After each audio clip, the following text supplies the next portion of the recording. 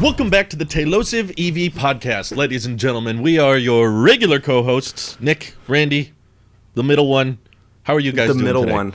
You know, you weren't the middle child, so I'm going to let you get away with that. No. You can be the middle one here. I was the last child. Actually, you are the middle one here. Randy's the eldest child. I am the youngest, so...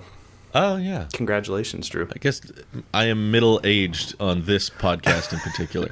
If everyone else died... 3 months. Come on, Drew. That would be me. That would be me.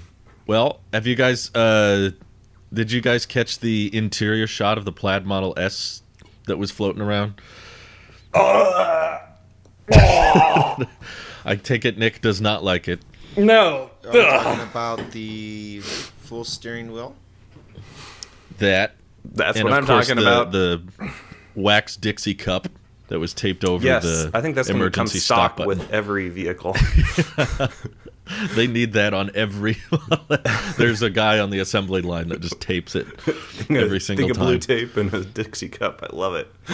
It is funny to see such a premium car with such premium specs have such like jerry-rig interior like modifications to it. They're like little white labels like drive, neutral, reverse, and the little paper cup over the button. It's just using like painter's tape. But yeah, it as far as we can see, Tesla tweeted out a Plaid Model S winter testing, and if you zoom in, you can also see the full steering wheel. Mm-hmm. It feels like the steering wheel is the only one that's been built, and the yoke has not been seen in the real world. The yoke has only been seen in renders, which confuses me. I wonder why they wanted to make that the only option, like the default picture on the website, and they don't bring up the steering wheel at all. If through all these prototypes and through all these, clearly like that was a refreshed S interior. It had the 17-inch landscape display and everything, but they still haven't put the yoke anywhere. So I don't know what they're thinking. I don't know what the yoke is all about, but it's not a very good yoke. Tesla just needs to stop yoking around and get us our yokes. Stop. Come Yoke's on. a joke. I've been sitting on this joke all week. Come on. Give me some credit. I demand it. You went too quick. You went too fast, too quick. You gotta slow down. I'm famous for going too fast. Tesla's known for that. Yes. So does that mean I might be right? Never. Randy's never right. Here? Okay. The record has shown. You were this many mainly times. talking about gear stocks, which are still not present. I feel like I'm a bit late to the I think I'm late to it, but I just recently watched the Elon Joe Rogan podcast, and oh yeah, he was talking about how it's supposed to, there's a segment where he's talking about how intuitive the driving's supposed to be, and about if there needed to be no ride on the screen. But there's something about Elon just spewing information, and I wonder if you realize what he has and what everyone else has are two separate things. Because like as far as the beta he's using? As far as everything that he uses, because he says things with such confidence, and I'm like, dude, that didn't come through, or that didn't come through. He's practically willing things into existence, Randy, so you got to give him credit. But at some point, just saying it with confidence isn't enough. Like, give me something, because he was talking about, at one point he's talking about the Cybertruck, and he says, yeah, it goes through the boring tunnel just fine. He's like, we took Jay Leno. Jay Leno had no problem. It did fit. No, they had a problem. He was talking about how they were stressing out the whole time that it was too big for the tunnel. That's what she said. So, it's just, but he was talking about like, oh, no, it's perfect. It's just, it's not that he's contradicted himself. I believe what he says is true, like he wants it to happen, but he's also a CEO and a founder of a company that it's not going to look good if he says that's bad, or if that's not right, or that's going to change. So, when he talks about Tesla, and he talks about the vehicles and what's happening, he says it like you're talking to a friend, and there's some embellishing that happens when you talk to a friend or when you're telling a story. And when can we expect Cybertruck? We're thinking about a limited release end of the year and a full release next year. But and he's just, what about Roadster? We're thinking maybe 2022. Like it's not a boss, a CEO making a declaration. It's him just talking. And when I look at it from that lens, I take almost everything he says with a grain of salt, because I'm like, what you're telling me is you want this to happen, because full self-driving beta still hasn't came out for me, and it's not going to now, because now they're fixing the AI, and they're going to do a different release later on. But he says so adamantly, Christmas holiday special, it's going to be Christmas. All these things, and it's just back forth.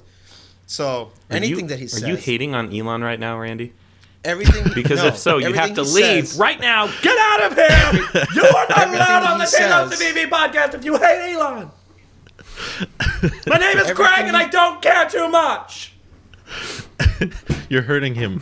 You're hurting him, Nick. It's like a friend is talking and just kind of giving an update, and I hate that I can't hold him word for what he says, because I understand that's not what he's doing, and his indifference, not his indifference, but his different approach to communicating is modern, up to date, lifetime. He's not doing press releases. He's not doing just conference calls on earning calls and stuff like that. It's lifetime. It's modern. It's up to date. It's in the moment, and plus he's very neurotic. He's changing the world, so you kind of got to be a little neurotic. So I understand all that, but when it comes to the actual product, what you say and what I see, I think from now, I'll believe it when I see it, because I just kind of take everything he says with a grain of salt. And this steering wheel thing feels to be like another one of those things with the yoke. Where's the yoke? If there's no stocks anyway, then where's the damn yoke?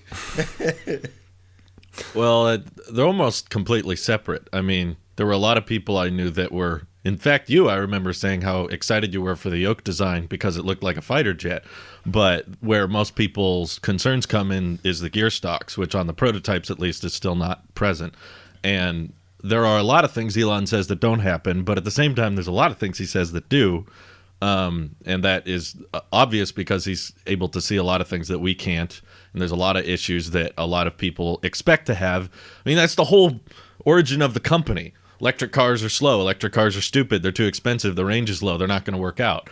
And he was one of the few guys around when Tesla was founded that was like, no, I think this can work.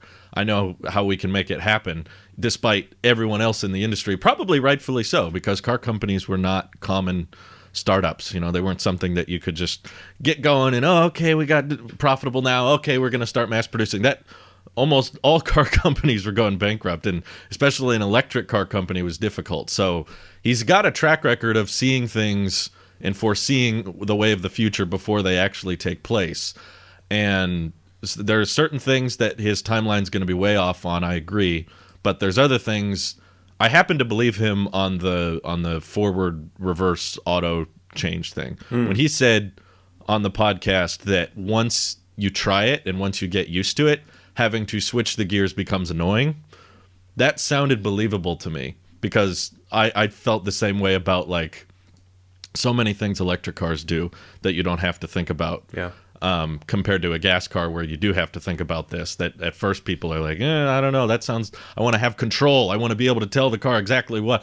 Except people probably said the same thing with automatic transmission. Yeah, they did. And they did back in the day. I've been paying they still do. a huge amount of attention now whenever I drive to the scenario in which I need to go backwards versus forward. And I can say, at least with my use case, I know I'm not everybody's use case, but in a large majority of situations, I feel like the car should be able to detect the correct direction. And in the small instances when it can't, of course, you can still override it on the display. But the aspect of it being annoying to go back sounds totally viable to me. I'm like, yeah, that does sound like something. If every time you got in the car, it knew exactly which direction you wanted to go, and you don't even have to think about it. once you get into a car where you do have to change the direction, you would probably be like, why do you should know this. Come on. There's a wall in front of me. There's a car in front of me. You should know. And Joe was concerned about that too.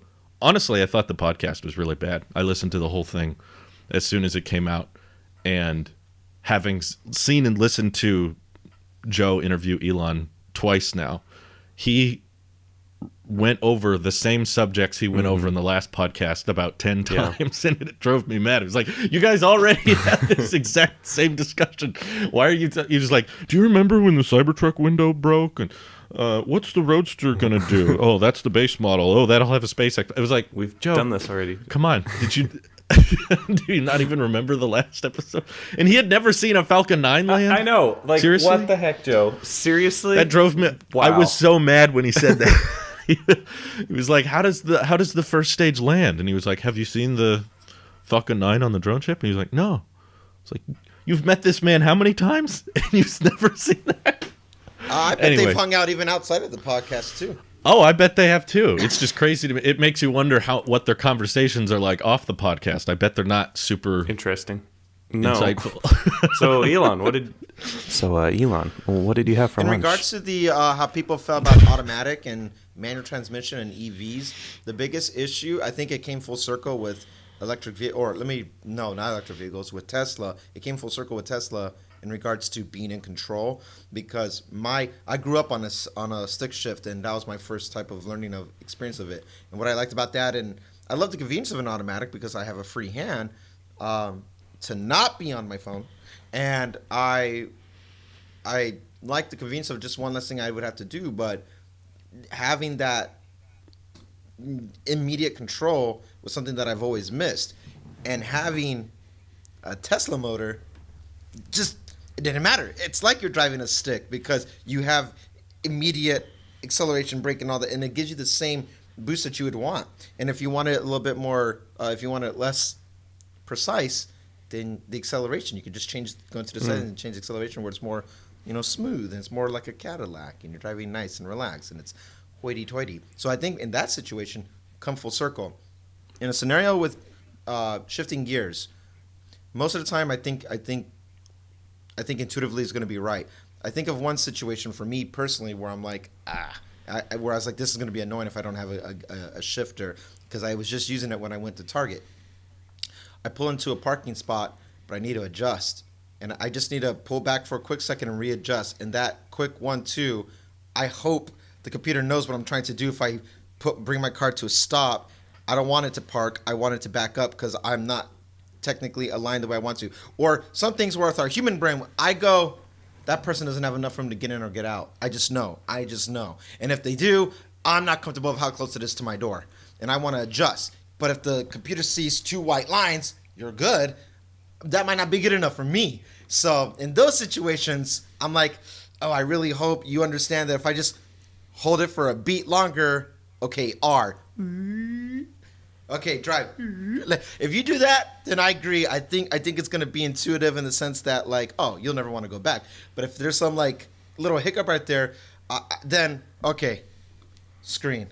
Then there's my fix, I guess, right? But I think of little nuances like that where it's like, if it's supposed to be intuitive, how about that anticipation where it's like, I want to give this a little bit more room. Like, I know I'm in the white lines, but maybe a little bit more adjustments. And people in bigger cities like New York or LA, sometimes in San Diego, where parking lots are really cramped and you get really tight lines, people really focus on that granular adjustment because they don't want to hit anything and they want to get as much maximized space of it. So stuff like that, I hope, and I trust that they're working on, but I hope that gets resolved, because that's the only scenario where I could be like, this is annoying. All right, I guess I'll go to my screen. That's fine. But then if you, like he said on the podcast, if you have to do an input, every input means there was something wrong that happened. And they're watching it. So, so there, that's the only thing I thought of, because I was like, at Target, I was like, this, because I think that too, Drew. I go, I try to pay attention, like, how would this be like? And I'm like, okay, I hope this gets addressed in some capacity. I have not touched the top of my steering wheel ever since. I haven't either. Ever since I saw that refresh, I'm 9 and 3 and 6. It's fun. Yeah. Wait, you guys touch your steering wheels? You could literally take, You're with not my there steering yet. wheel, you could literally take a hacksaw and cut off the top part, and I probably wouldn't notice at this point because I'm just so used to driving here. People do or down that. here. It is not. It's not illegal to modify it yourself. So I have seen. I think his name is Techform. Techform had a yoke on his That's Model cool. 3 for a while. But yeah. So remember that people who say like, "Oh, there's no way the governments would allow that." Well, they are. It's just. Actually, I read an article that what's the acronym again? NHTSA, H1 STA. The National H3, Highway H3. Transportation Security Administration, Wait, NTASB. yeah, SB. National Highway Transportation Or ST. and Security Board. The long Yeah. acronym. Someone reached out to them about it, and they ruled that it was not legal or illegal. So it's solidly basically- gray. They've not figured out. They can't decide, which you can use to either counter argument. You can be like, "Hey, they said it's not legal. They also said it's not illegal. So where do you draw the line there?" But UK and Ireland said it's legal. So For a yoke? my guess is based on Elon's comments, he's in favor of the yoke, but because they can't figure out if it's legal or not, they have a steering wheel option ready to go at a given any given they moment. can't figure- But the gear We don't know shift if it's thing they legal seem yet, to be so, pretty here you go. pretty straightforward on. I think a great override would be to hold down the right scroll wheel, since that's not going to activate the mic anymore, or it doesn't need to. I guess you could have two buttons that do the same thing, but that would be a very quick, easy backup if you do need to be in those situations where you override. But yeah, I'm very curious to see it myself, and I'm hoping we can get deliveries in the next week or so, because he did say deliveries should start in February. So, Plaid, it's so close. My goodness. It's going to be beautiful. So, did we figure out what was underneath crap their that pants. Dixie cup in that one picture? Pretty sure it's the emergency stop button. They had one on the Plaid Model S at the Nürburgring. There's a big red button they put alongside the display that you just kind of slam if... I don't know. That's just, you need to shut down the whole Kind system of like a for some roller reason. coaster It's like an where emergency... you're just like, hit the stop button and it just comes screeching. Yeah, it was definitely prototype interior, because they had all kinds of wires hanging out, and it was not like complete. It was not stock, but they had the same thing at the Nürburgring. So I'm pretty sure it just kind of shuts everything off and brings the car to a stop in case. Maybe it's an emergency precaution since it's prototype hardware. Yeah. They're worried if you run into a situation where the car stops responding to you, you need like a kill switch of some kind. That's probably what it is. I don't really know. I kind of want one in my car, though. Just like driving down the freeway, and I'm like, Do I have to stop the car and get back there? Stop scrapping around. It's a hard reset. I imagine they're not using it too much if they're putting a Yeah. Dixie cup over it. That means they must have at one point accidentally bumped it when they didn't mean to. So they're like, put a cup over it, make sure it's okay. lovely. But yeah, Model S has become best sedan Yes. ever to me. It's like there's no sedan better in the world. Same with Model X. It's like the best yeah. crossover. Still doesn't quite compete with the best truck in the world, but I'd say after the best truck in the world, No. the Plaid Model S is the best vehicle in the world. Best vehicle. After the best Yeah, truck, I think I might it's have the to best agree. vehicle. Yeah. I'm trying to decide whether I like the design of the S or the Falcon doors on the X more. I'm like kind of split between those two. If price Do we wasn't know a if the factor, new- and we're ignoring Do we know if the new Cybertruck, Plaid Model X's still have the self-presenting front driver door? Is that still a thing? Okay. I think they do. Yeah, they didn't say. It's one of the doesn't. coolest features of the Model I'd be X, sad if and I it know didn't. some people don't like it, but I don't. I haven't used it enough to know if I like it or not, but it sounds like a really fun feature. I would love it. I want to do as little as possible. The whole input is error thing is fantastic. So the X is in favor of that. You know, just like I'll get the door for you. I'll close the door for you. We'll move for you. We'll do it. Everything works by itself. So I went but- on a very dangerous black hole on the YouTubes this week, and I watched a bunch of dirty Tesla content. Yeah, Oh, I nice. hadn't really watched like every He's great. single one of the autopilot driving, but I did now, and I can officially say that is some cool stuff they got going on over there. Wow. Oh, yeah. I knew that autopilot, the beta autopilot was really good, but like I didn't know how good it was. Like it's like it knew what anyway, go watch his channel. Like it yeah, I know. Sorry, Randy. You'll get it someday. There are TikTokers preventing this is Randy true. from It's mostly the getting his TikTokers beta fault. because I completely understand why they're hesitant to roll it out to everybody. I totally get If you how paid many people are going to abuse it. or less, you should get it first.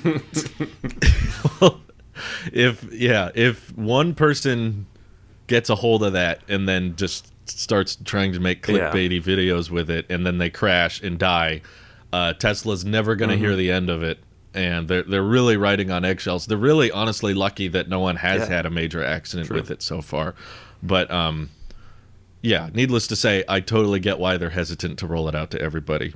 I want everyone who's safe to get it, but there's a very small percentage that can ruin it for everybody. You signed the waiver. You signed the liability form. The press does not care about that. Pish Have you Press not doesn't seen care who's every Press doesn't Tesla care that about your ever has feelings. a battery fire is not plastered over the front page news for the next month and a half? It's so sad. No, don't worry. yeah. They'll only do it for a day, and then they'll go back to talking about impeaching somebody or something. It's fine. And they're going to impeach you if you're not careful, Randy. I don't. I like peaches. Me too. He Peaches was are delicious. Being in a peach, even better. I cannot wait to be in a peach. And then being your name James and being on a giant peach. That movie gave me nightmares as a Juicy. kid. Very juicy. No, I love in Dirty Tesla's videos how the car checks on corners. That's the most amazing thing to me. When it like leans forward, he's like, Yeah, it looks safe.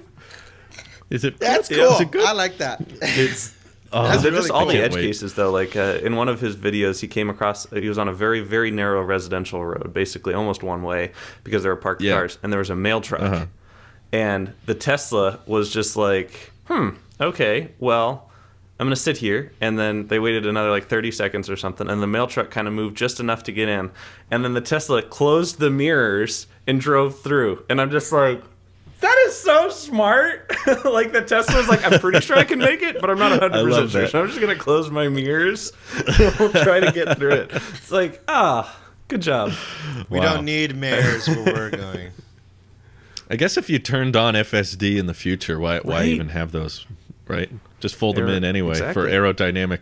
You could probably save a mile or two of range just by folding those inward a tad. Just now you're on FSD mode. It always killed me in the Robotaxi image they showed on Autonomy Day. Didn't have a steering wheel, but it still had a rear view mirror. And I was like, shouldn't you ditch that too if there's no... I don't know. But me and Louise were talking about it one day. We were driving and talking about how... well, I think we brought it up on one of these EV podcasts. You were saying how FSD, as the price continues to go up, it's going to make more and more sense for people to just subscribe to it when they need it and then unsubscribe from it when they don't need it. If you use it for commuting, maybe buying it outright could be more justified. But if it's just the occasional road trip, and then we were talking on the road, what if you took it a mile further? I think Nick was talking about how you could be just charged by the mile further in the future and charged for FSD. by the mile.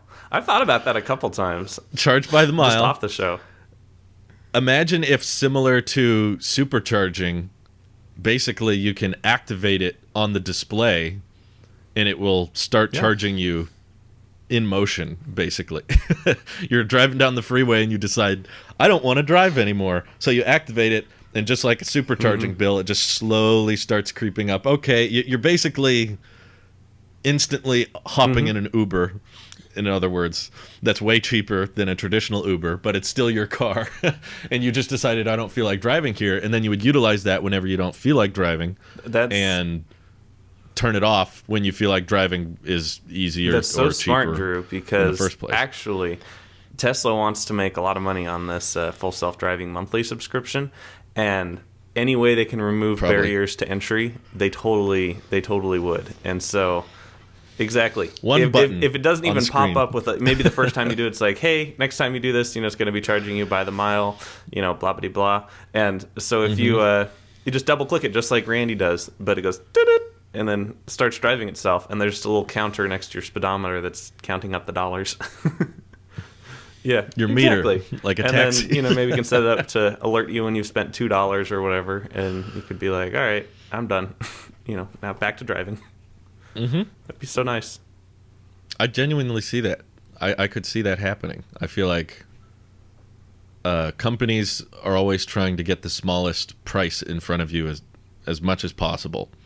So if they can make buying FSD the experience as obtainable and as affordable looking as possible, it may not be super affordable in reality, but if it's just like, oh, don't even worry about it, it's just like 20 cents 30 cents a mile, don't think about it, and you just press a button, you're like, oh, okay, cool, and then you get used to it and you're like, oh, this is actually really nice, and then you fall asleep and you wake up with a giant FSD bill in the morning.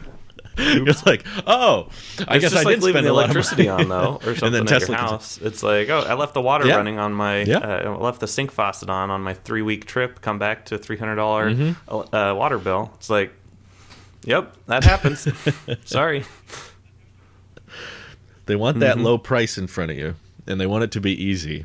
So if they even make it a pop-up at a certain extent, you're like, this driving is terrible, isn't it? Let us take over for It'd be you. like a News Plus for the low I would price. be so... Yeah, I'd be so pissed. Oh, you if I won't. started You already getting own ads. Yeah, you won't. Just as a consumer, though, like, I'm in your product. Leave me alone. I keep know saying what I that, but want. Apple keeps trying to tell me to get the Apple Card, so I don't know. Every time I Yeah. open the wallet app. Tesla Well, might you get should, there. though. You should. I mean, they do email you. I know they don't advertise, but they will just send out random emails like, hey, Model 3 is now cheaper. Model Y is now cheaper. I did get see them. that. I don't get those emails. That's weird that I get them. I don't know why they send them to me. Probably because they know I don't have one. But The only thing I get, either way, it's because the only thing I get is, I really don't. Oh my god, the only thing I get is solar panels and battery banks and stuff. there like you go. Well, it's the same type of thing. It's Yeah, the but same, even then, I get we have that. your data, and we're gonna mail you. that. Hey, we noticed you charge your Model 3 at this kilowatt hour. How do you feel about getting solar panels? Hey, for the low price of $200 Can't help but a notice month. you're in California. Solar panels? I see no you're in different, I think, Texas than and the you don't have FSD any thing. power. Solar panels? Power walls would make total sense. Solar panels would have fixed your pipes bursting. I feel bad. I feel bad for, because there were a lot of people Yeah. moving to Texas lately, and a lot of people just showed up there, and now they just are facing a terrible, terrible time. So I hope One they of my can friends get. who live in Austin, their pipes burst. I saw. I don't know if they came home to it or something, but they have an upstairs, downstairs, and then they were filming. They showed that the whole scene was just. I felt so bad.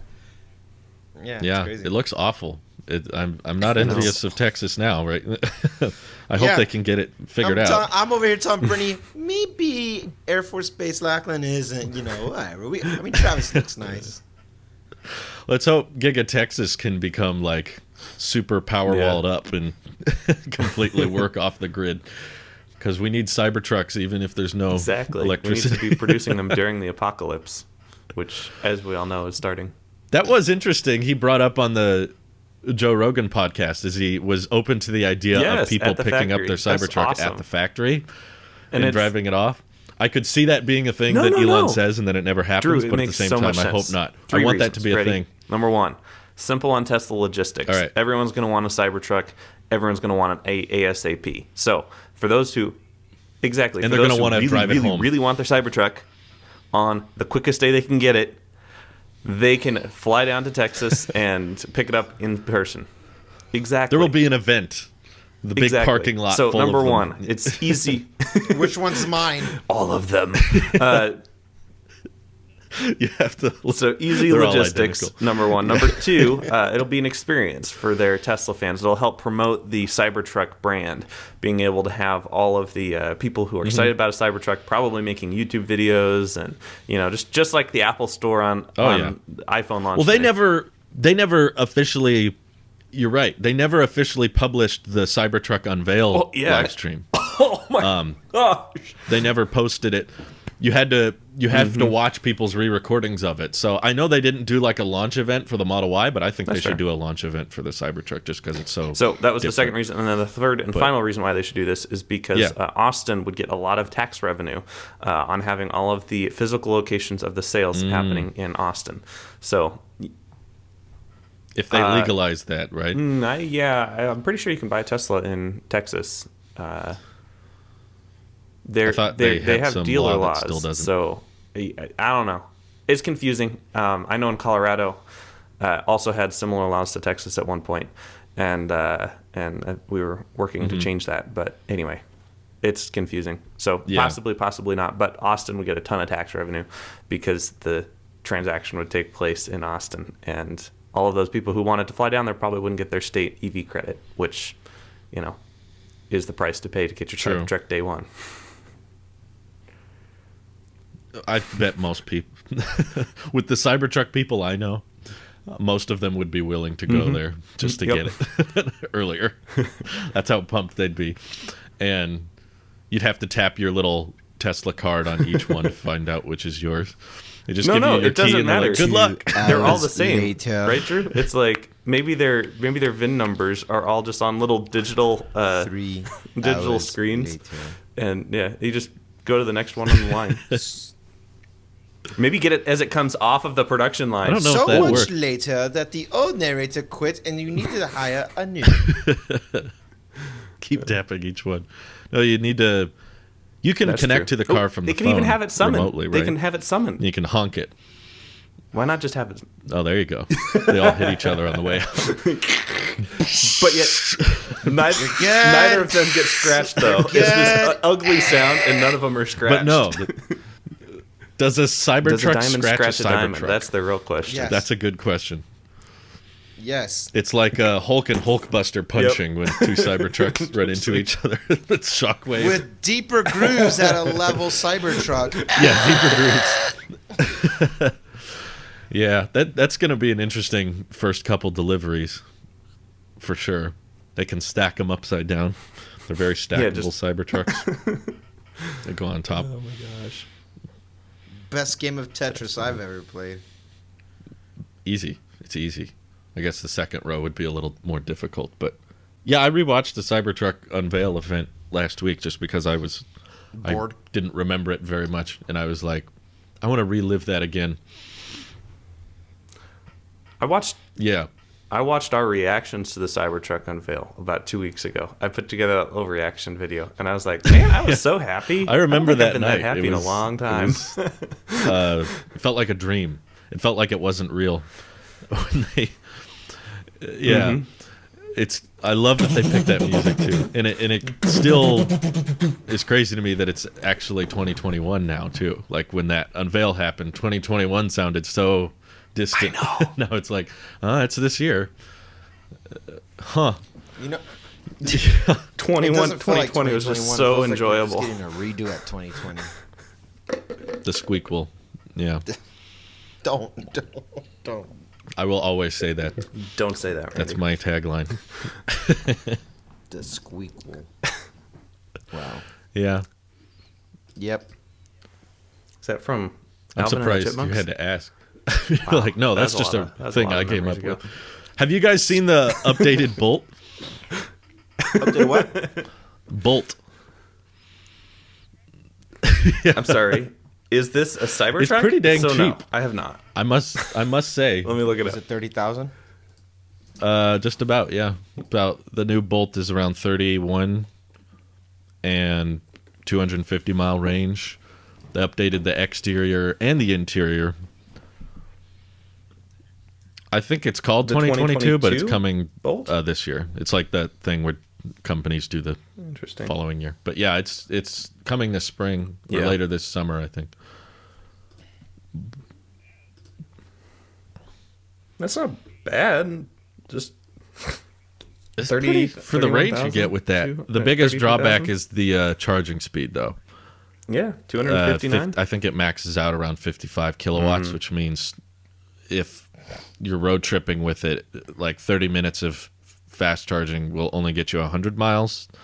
And that's probably why the price is a lot lower. But, I mean, it's got the CarPlay. It's got, Super Cruise doesn't matter that much. But I did notice that launch, and I was like, that's a pretty compelling... like, I wonder if the Bolt encouraged Tesla to lower the price on the Y after it was unveiled, because that's a lot cheaper than anything really Tesla has right now. So,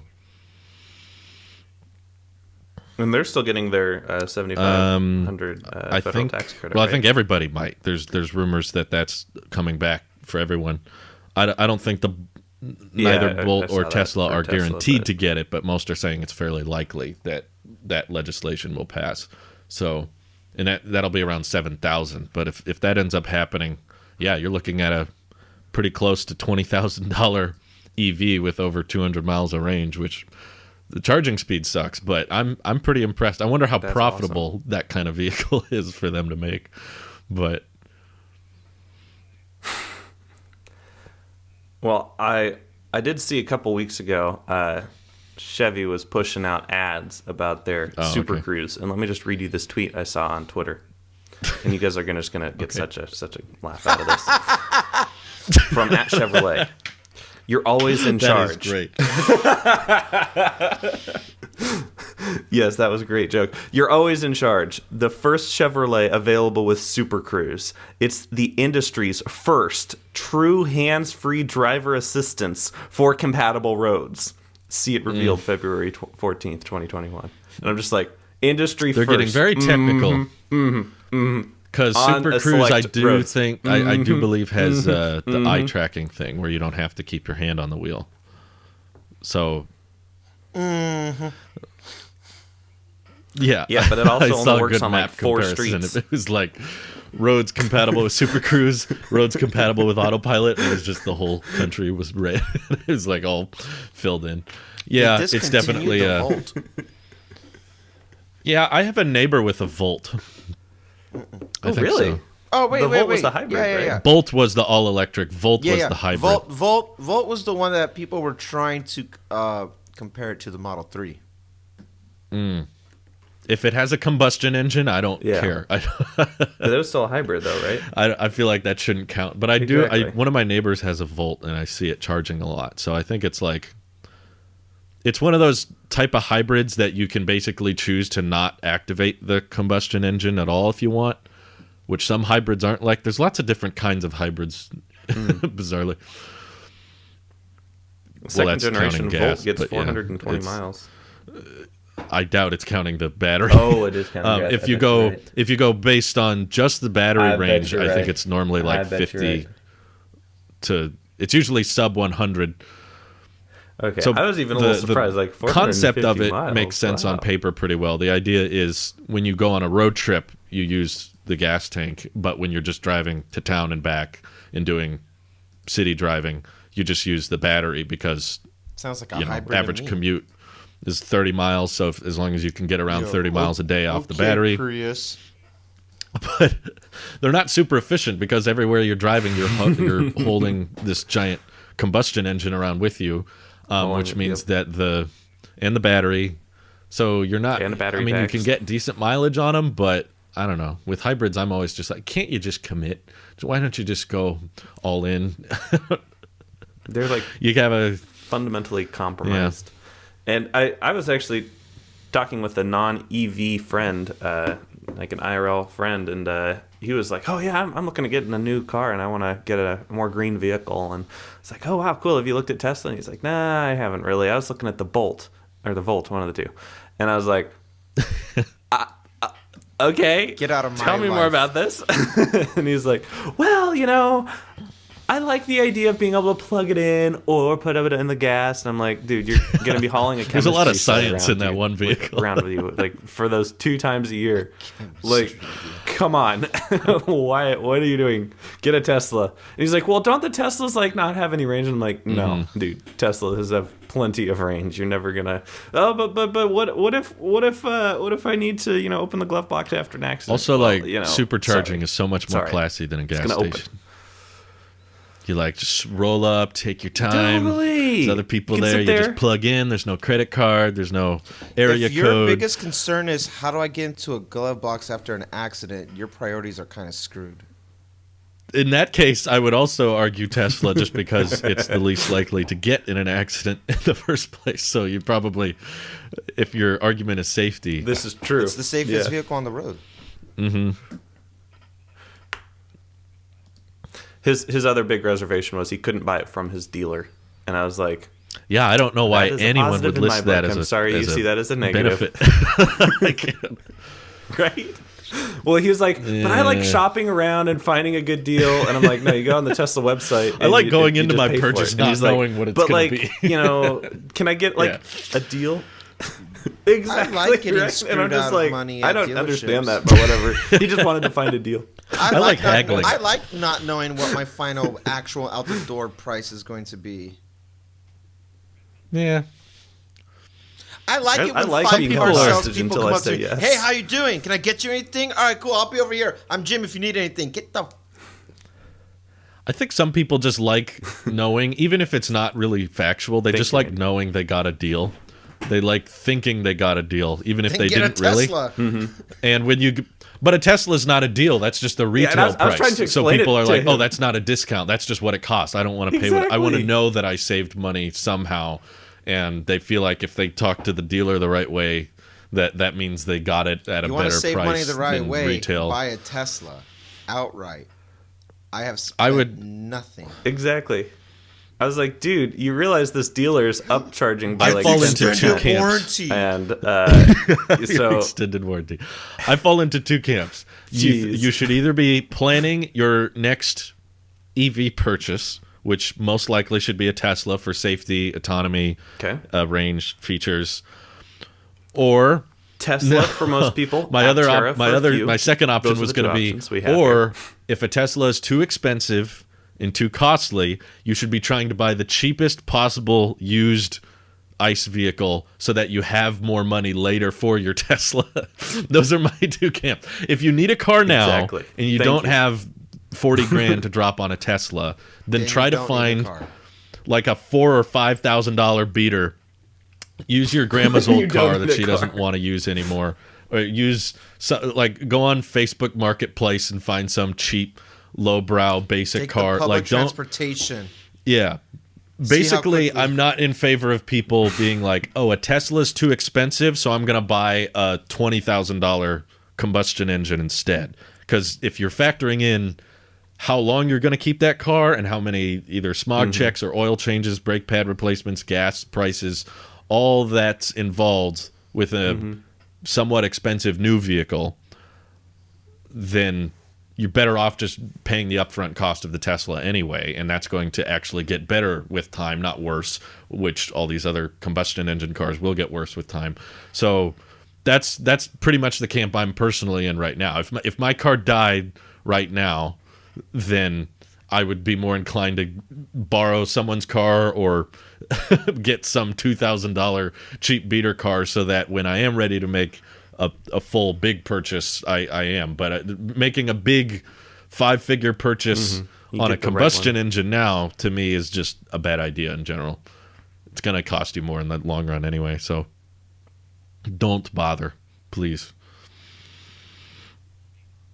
I was really getting him on the maintenance point, though, because the reason why he's looking at getting a new car is because his old one needs that transmission pretty soon. And he's like, yeah, I know. And I was like, so you realize there's going to be almost no maintenance costs with a Tesla. I don't know. Wait, what? That windshield wiper fluid. And I was like, yeah. And he's like, well, what about the oil change? He was like, what about the oil change? And I'm like, dude, there's no oil to change. It's an electric car. Like, well, it has a I'm like, doesn't have a transmission. Sorry, it's literally a battery pack with a little bit of coolant fluid, which needs to be checked once every 80,000 miles, and some brake pads. that's like all. But guess what? Most people don't ever use their brake pads because they're using regen They last braking. way longer. So you replace the tires I'll push once back every on the 20,000 brake miles, pad I thing. guess. It's I don't know. not a end all be all. The brake pad, many times I'll start in the morning, I'll get in the car and I'll say regenerative braking is reduced, so just be prepared for it. And I even when I use regenerative braking, I still need to bring the car to a complete stop because those slow still rolls. It's just severely less than a normal car. But the point is, the point is you're not replacing your brake pads every 30 or 40,000 miles. You're replacing it every 80 to 100. I don't know. Besides, even you're talking about like, oh, at 80,000 with the fluid. I don't know if anything immediate. The only thing you're replacing to your, I'm trying to think of like what immediate thing your friend would want to know. Be prepared to replace windshield fluid. That's the only indicator I've ever gotten. It's expensive. That's pretty. I know. I mean, it's pretty so I expensive understand right there. And if you live in sunny San Diego, true. you probably The be amount able of to just times fill that that up with gets water used. and hope it doesn't freeze. But I haven't pretty replaced low. my windshield fluid yet. Replaced it yet, but There you go. honestly, I think what's the first thing I'm gonna have to get new tires soon. That's the replacement that's happening. Have you rotated them? Yep. Yes, I did it. Okay. I got it when I got it. I thought I got a nail on my tire not too long ago. Yeah. I took it and I got it rotated then. Yeah. Those tires are not going to be cheap. I think I was quoted for $400 or $500 a tire. That it? No, those Yeah, are, for that type of car, that's probably standard. Yeah, it's not an they're not cheap Yeah, tires. They're that's a not lot cheap more tires, than my but they're tires, not but expensive. it's That's a lot more than it's any a nicer tire car. we've ever replaced in true. this house. Yeah, Well, clearly you haven't had studded I tires. think our Randy. set of tires was under 1,000. I would say, yeah. So Brittany's dad is a mechanic, and so he has a business relationship with like Discount Tire or something here, and so I would get like a 10 or 15 something percentage off of it, and I was still quoted with the discount like 2,200 or something like that. So first made, and it hasn't even happened yet because I'm keeping an eye on my treading and stuff like that.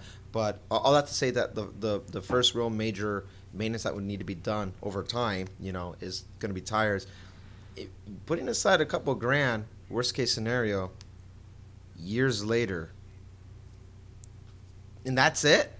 Like with what's the 5-year lifespan of your car, and that's all I'm going to be putting into it. That's pretty darn good, and that's assuming that like that's. I try to. I'm trying to play devil's advocate. My head's like, oh no, here's where a gas vehicle makes sense. If you're gonna go cheap, anyway, I'd say sub $7,000. That's my like limit. if you're buying used, regardless, you're not in the market for a new vehicle. What your need is something to get you from A to B, and I get that. So if something A to B. What does the used inventory look like on Tesla right now with Model 3s? It's funny. The used Model 3s are actually check. more expensive than the new standard range plus price, which is funny to me because they keep activating. For a while, they were actually turning them off. Most of the time, they have FSD on the used inventory, but there were a few that didn't, and they were getting down to 33, which is the lowest I've ever seen from Tesla, but they did not last long. I changed my mind. I just updated. I found some that are 31. 31-100, but that, of course, does not have SSD. It's the mid-range, which is funny because mid-range is basically standard range plus now. 264 miles when it was new, but it's got 30,000 miles on it. They still don't include pictures of the actual vehicle, which I think is messed up, but I usually check this once a day. Yeah. But yeah, there's two mid-ranges that are 31. There's two standard range pluses that are around 32, 33. So they are getting a bit cheaper. I've actually just checking it right now. That's the lowest I've ever seen a used Model 3 on the website before. Yeah, That's crazy 31. if you consider okay, no, it doesn't come with FSD, but it has the hardware for it, and it's $31K. That's pretty amazing. But again, we don't know the condition that car is in. There could be tons of scratches and stuff. All the clean history checkmark means is that it drives fine, but cosmetically there could be massive problems we don't know about. Oh yeah, all that stuff. But let me see what the cheapest one with FSD is. That would probably be interesting. Usually it's around 37. Yep, that hasn't changed. So the cheapest one, long range rear wheel drive, full self driving, 37,700, and it's got 50,000 miles on it, which is not bad. A used Model 3 or Y is probably the only way I could see myself in the future owning FSD. I don't think I'll ever in my life buy that software package for 10,000, and it's going to go more. Mark. Especially if it's so cheap to use it on trips and whatnot. Normally, a couple months ago, I was not really excited about doing the monthly subscription because I'm tired of paying for Disney Plus and all these other things that just add up. And so I was like, yeah, just buy it outright. But then the more I'm thinking about it, why would I spend $7,000 now when I could and not use it every day? Like, again, most of the time I'm driving. Yeah. Pandemic Nick. If I go on a drive, it's because I want to go on a drive and I need to get out of the house. That's pretty amazing. I'm kind of surprised how cheap they're getting. Though. They're nearing 30. Model Y is still nowhere. Used Model Ys are all basically new pricing. It's like hardly any used. It's still in that early adopter phase where they're all super expensive. But yeah, it's cool to see the price go down like that. I wonder what's going to happen to Model S used pricing now with the new ones coming out. I bet the desirability of the older Model S's is going to go down a bit now that they don't have the new interiors.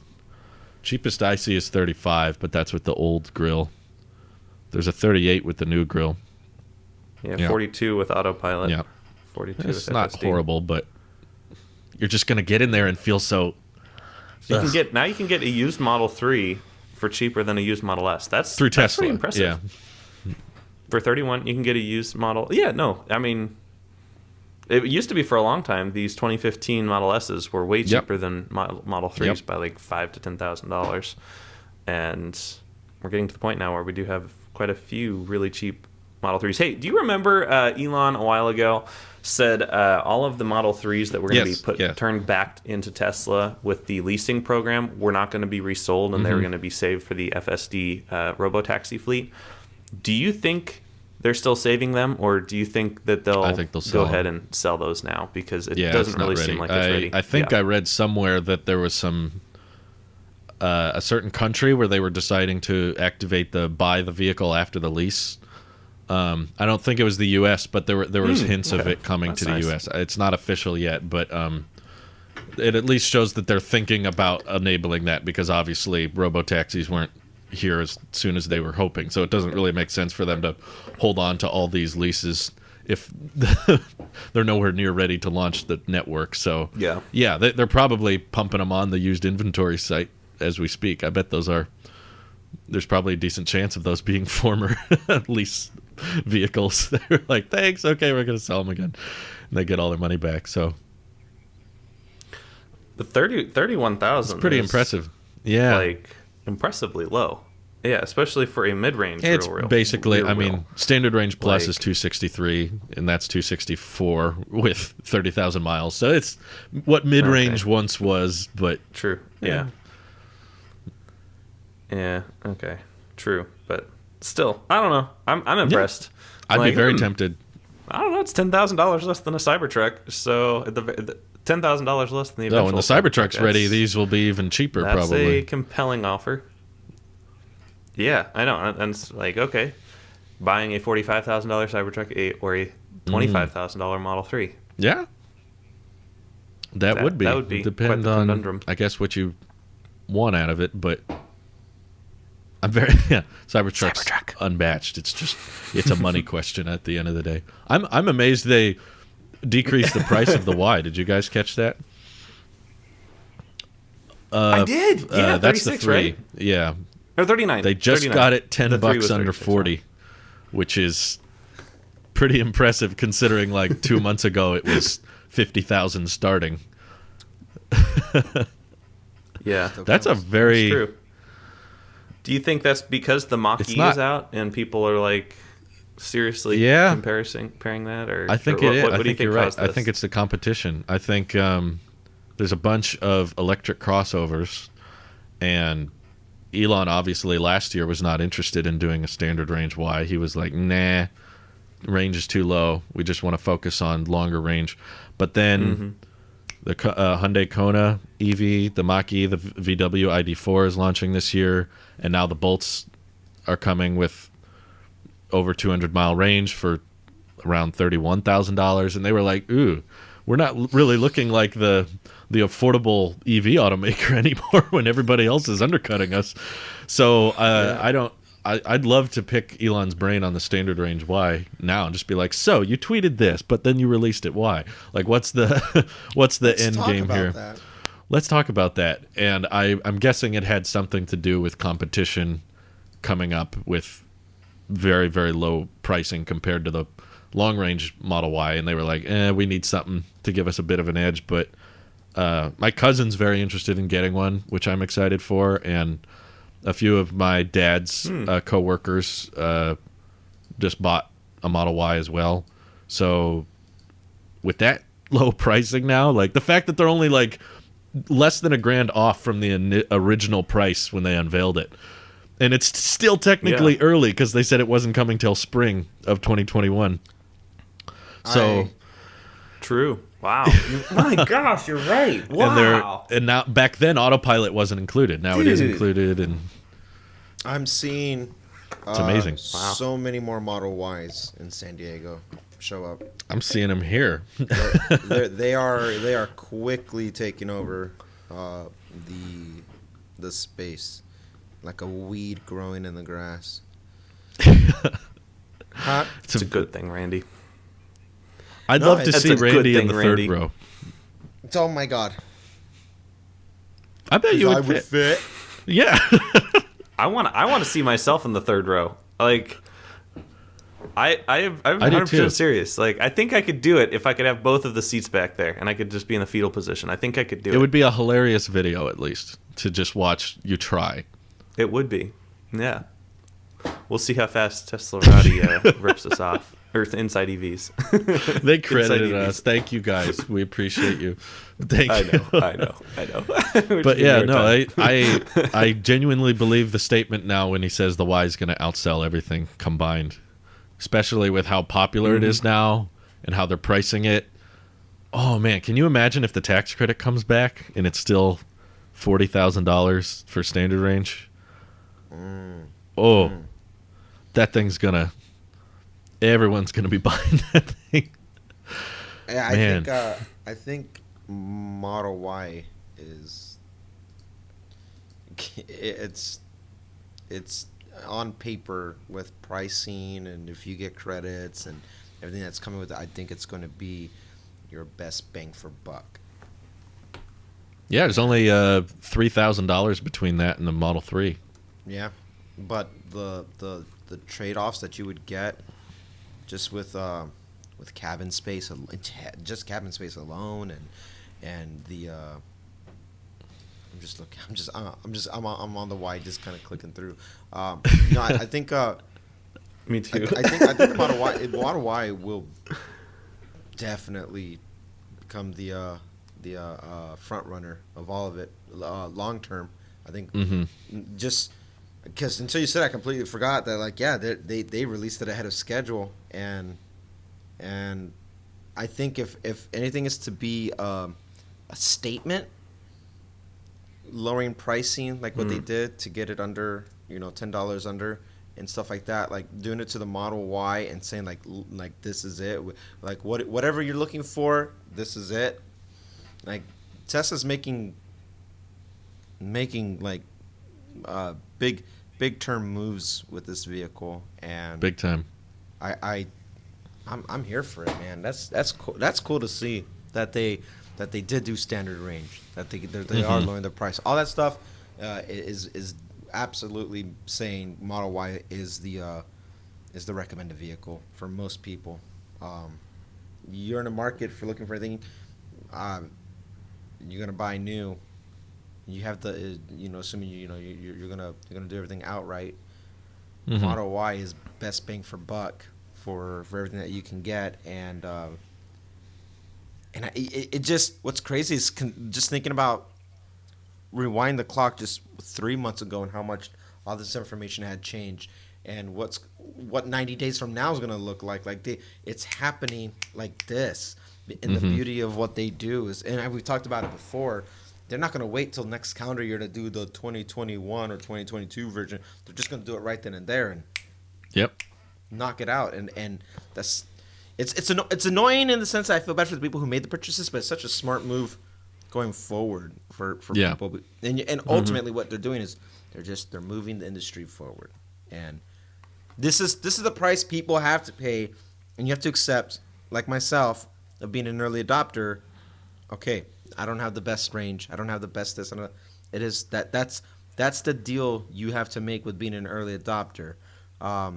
I would still say if people, that whole argument of should I wait or not, if you have the money now, if you are in a position to do it, I would always say get it now, because also the benefits. I would argue the fact that we can still do free charging at non-superchargers right now is a luxury I don't take for granted, and I go out of my way to go juice up over there. The fact that there are still these promos where you can get, here is we don't know how long a free 1,000 miles or what have you for supercharging will be applied. That all adds up. That's still savings and stuff like that, and the tax credits. Eventually, I would not see why those credits wouldn't go away once mass adoption rate has happened. So all the benefits of what you would get as an early adopter, plus the fact that I would argue Model Y overall bang for buck is the best vehicle out there, period, for everything that you get, just period. Yeah, not just EV. I think I'd agree. Cybertruck. It's not out. It's not We're not out counting yet, it. man. Cybertruck. Okay, fine. If it was out, that'd be a different discussion. But yeah, Yeah. I agree. Best bang for buck of vehicles that are out today. There is no better vehicle if your budget is around 40, 45. That standard range Model Y, the tech inside, the practicality, the performance, the range is If I was a shopper today, just me, and we were having this conversation now instead of 2019, I would most likely go with the Model Y. I think I'm there with you. I'm like, if we had to choose between the single motor long range Y and the standard range Y, I'm glad they did standard range, because I feel like that gets the price lower overall. And if you want long range, it's still there. You just got to have all wheel drive, which many love.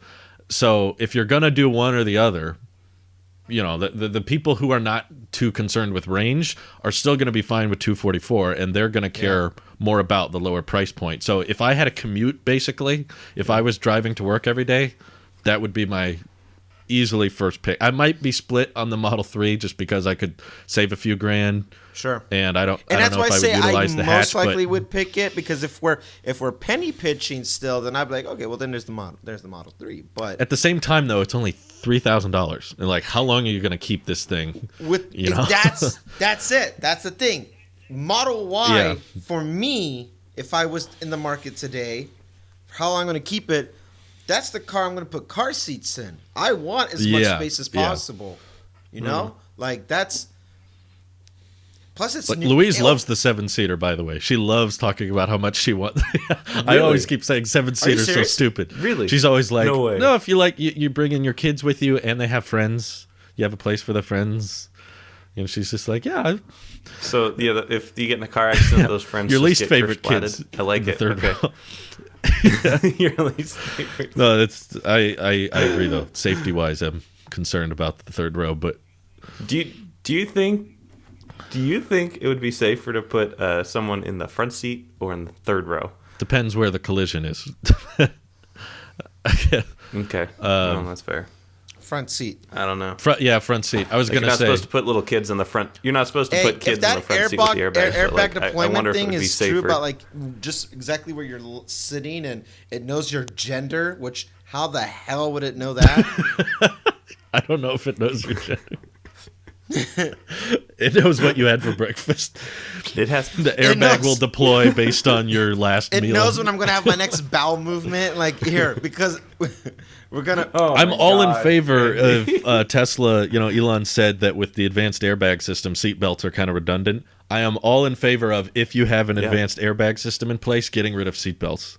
That sounds amazing because it's very dangerous now, but it is a very annoying process of the driving experience of getting in and having to. We've come full circle for it. with the Model X. If the Model X had this, you just sit down, Break. and Door closes. that's it.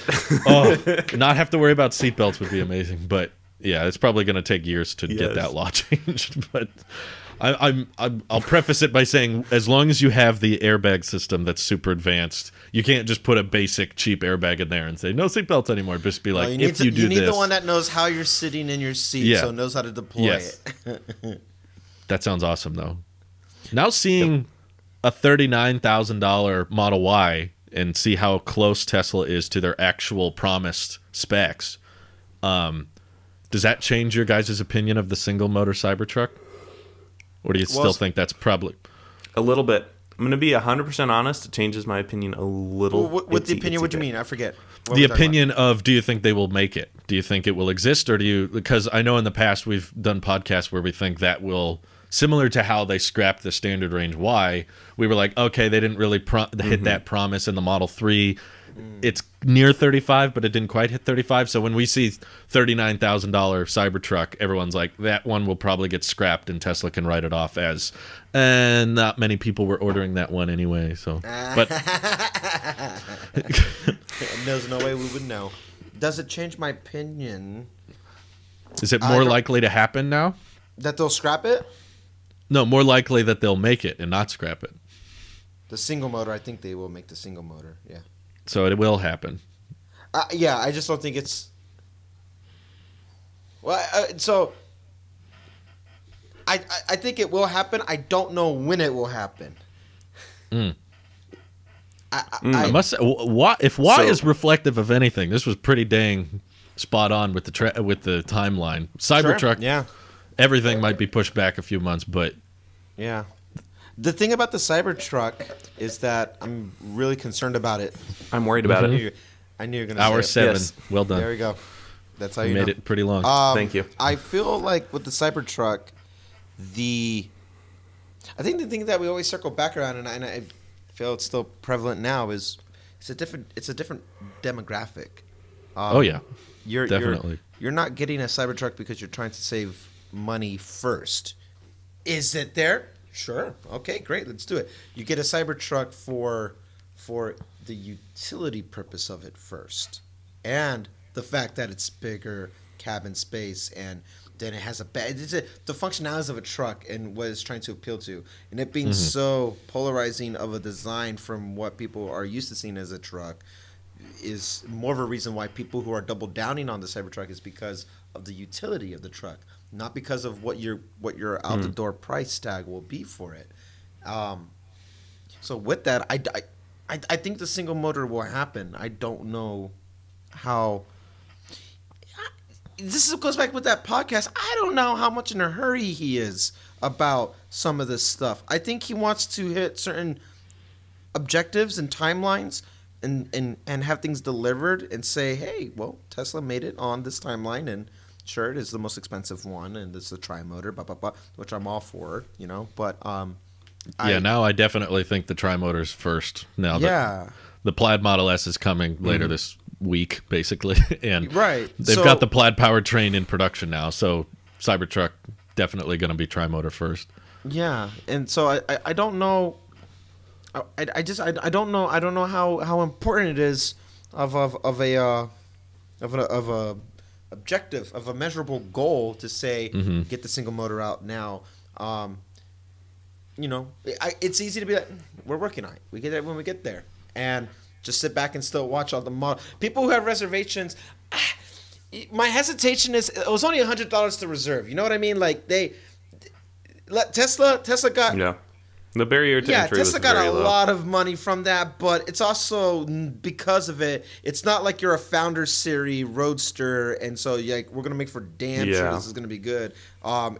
We still don't know how many those have been because on the website they still let you reserve the Founder Series, but they said there would only be 1,000 reservations. So maybe they haven't hit 1,000. How many did Marquez get? Putting $250,000 down years in advance is, let's just say, not something that a financially smart person would. It would be a very consider rich person, doing. but like the time value of this money is Tesla of that, we're talking you about. could stick it in any bank account. The big company, Exactly. and we're saying there's not been 1,000 fans willing to do that yet. I don't know, but I get that $250,000, lock that up for like 3 years. Yeah, no, I get that the barrier of entry was super low, but at the same time, I feel like there's still a lot of people interested that didn't reserve. And genuinely, I don't know that many people, or I've seen that many people on the internet that really just reserved it without intending to get it.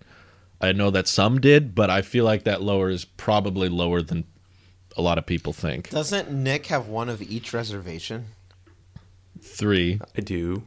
And there's probably many people 3. with more than one, but even then, it's not like all the reservations are bogus. It's just one or the other. I always assume when they give the numbers that around 50% won't go through, which I'm still holding 90% of them won't go through. I At the beginning, maybe Okay, in 10 years they'll alternate 70% orders, won't go through. 70%. Even if it's 70% That's not the won't middle. go through, they're still Middle of going 90 to. and 50, Nick. They won't be able to okay. They won't I see. be able to keep up, even if it's 70% won't go through. So they already have a overwhelming demand for them. So that's what makes me wonder if they will just scrap the entry model entirely. The Austin factory will be focused on Model Ys as well. That's another reason why I'm like, I don't see their hurry with Cybertruck, especially a single motor. You're focused on Model Y, rightfully so. You're making it the most appealing out of the batch. So okay, fine. If that's what your data is showing you and telling you what you need to focus on, then more power to it. But if you're gonna if Austin is not going to be our dedicated hub of Cybertruck, primarily, it's going to be working on Model Y as well. I just don't see Tesla's hurry with the single motor, but I do think it is going to come. I feel like the idea of having a vehicle for every type of range or every type of bracket just makes sense. It's just a matter of getting there, and it might be quite a long time. But right now, it's like, hey, tried and true, Model Y is working. Just stick with that, and I don't fault them for doing that, especially now that competition is now here, and they're keeping up with competition, and that's a good thing. But the sad part of it is that less time for innovations and doing other things, and more times of leaning into okay, now we got to make this more appealing, make what we have now more appealing, which is great for people who are in the market now. Us speculative types, it's like, when are we going to see this? When are we going to see that? We don't know. We don't know. Do you think they'll make it, Nick? I was originally extremely optimistic that they were going to make all of their goals as far as when they said they were going to bring out the Cybertruck. With the whole Texas freezing stuff, I think that probably set them back probably 2 or 3 weeks. And in Elon time, that probably equates to about 2 months of actual time. I don't know. Texas was going up real fast. I don't know if you've been watching those videos, but I have. They are, but still crazy. They're still going to focus on Model Y first, though, which I don't know. Which it's on schedule to be producing vehicles by September. So if they're starting with Ys first and then Cybertruck next, then I'm not really curious about the when thing. I get that Cybertruck's most likely not going to deliver till next year. Eventually they will hit $40,000 on the Cybertruck. Just like eventually they will hit $35,000 on a 3, and they eventually will hit $39,000 on a Y, which they just almost did within 9 months. So you don't think they're giving up on that idea?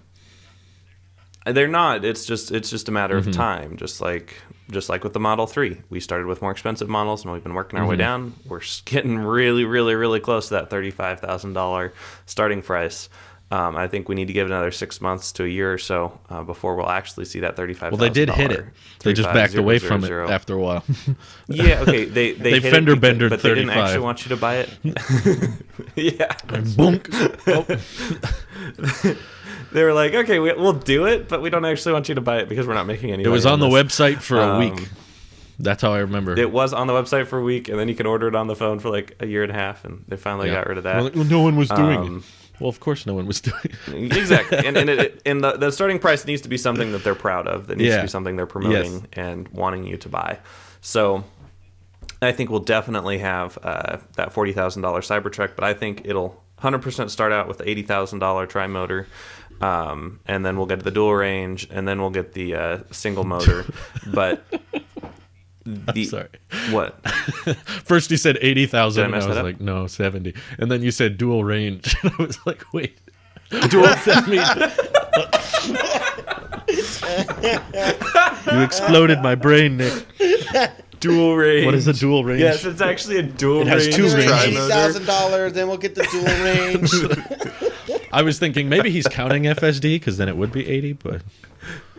Yeah, I am in plus dock and destination fees. Yeah, Plus, with taxes and everything. If you're spending that much money, you got to equate the taxes and stuff. Everything Nick is saying is perpetually wrong.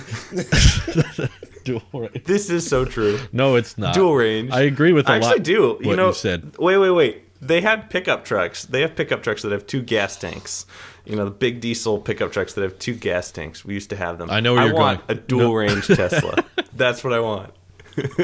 I want 2 100 Sounds like you want a kilowatt-hour Neo. packs that I can switch between. You can alternate between your batteries depending on your use case.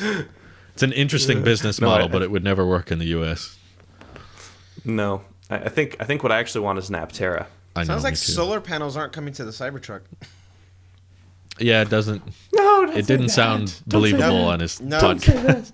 No. Which is sad because that would be the second time Elon has referenced solar would be an option and then later said, actually, it won't be. It just doesn't make sense. Now a van. Or it just doesn't make sense. See? Now that makes sense.